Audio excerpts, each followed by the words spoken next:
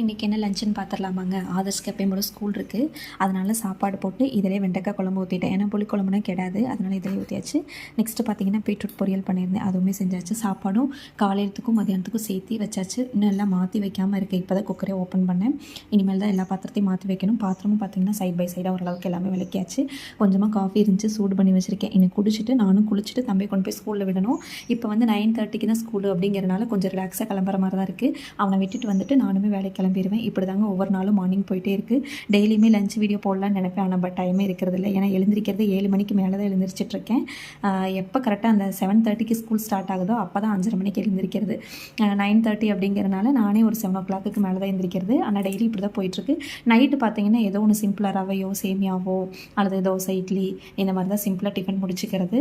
ஆனால் காலையிலேயே செஞ்சுட்டேன்னா மதிய நேரம் வந்து நம்மளுக்கு இந்த ஹீட் வந்து கிச்சனில் நிற்கவே முடியாது.